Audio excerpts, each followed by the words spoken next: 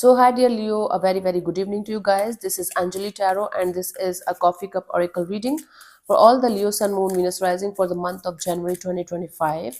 I'm going to pull 5 cards. You can take it as messages, guidance as per your intuition. Now, if you want one-on-one healing sessions or personal readings, you can check out the description box and book your slots accordingly for the tarot course or Ho'oponopono workshop also. The links are given below. Okay, now let's start. Leo. Oh my goodness.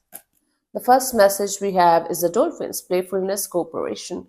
Now, the more you are going to be in the playful energy, grounded energy, happy and innocent energy, the more the universe is going to cooperate with you and send you those kind of energies towards yourself, towards you, right? It's all about living your life in abundance, and universe is going to cooperate and send you more and more of abundance and happiness and lovey-dovey kind of energies. Very good. Cute. Second message we have is the fish, abundance and luck. Again, you have to have this attitude of gratitude and attitude of abundance in your mindset, in your energies, because again, the more you are going to live in abundance mindset, the more universe is going to give you chances, and you can say uh, to live in more abundance. So maybe you might be living in some kind of lack mindset, or you are not able to understand the concept here yet, maybe Leo. So the more, again, you have to live in the abundance mindset in order to attract more abundance in your life, in order to attract more luck in your life. That is the meaning of fish here. Third message, what the fish. Third message we have is the whale, wisdom keeper. So whatever you have gone through in your life till this point, Leo, it's not in waste. It's not something that you have gone through in vain, or it was something stupid. It was to hurt you, harm you. No, you are given the task of being the wisdom keeper of your family, maybe, but you are going to guide a lot of people, a lot of youth maybe in the coming future. So what you have gone through, whatever experience you have gone through, experiences I must say, is kind of making you the wise person, the energy that you are going to like you know use in the coming future to help others, or you should, if you are not doing that, basically becoming a counselor or healer or somebody who can help others too, with their wisdom, with their knowledge, and with their experiences. The fourth message we have is the dove. We have the peace and serenity. Now, in order to find the peace that you are seeking for, you have to go inside of you. There's a dove inside of you. There's a place inside of you, that is full of peace and serenity, right? Now, for those of you who are getting restless, or who are feeling like they're working and working and working mindlessly, they need a break.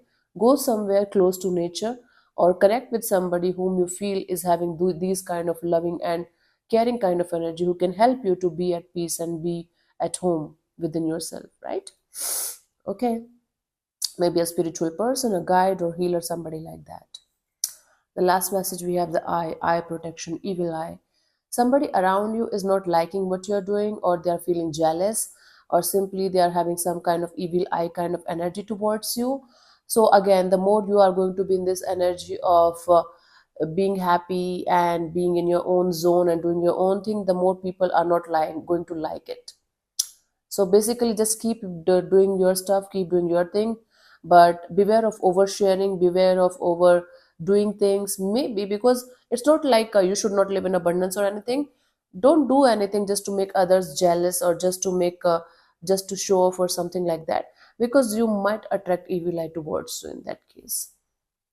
Evil eye or negative energy for me these days, or these days, not these days maybe, is something that you can bypass by simply being you. Just don't care about it, just ignore and do your thing.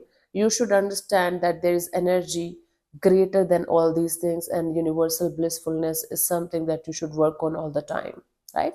Instead of focusing on the negative, basically focus on the positives. And these kind of people, they are always going to be there.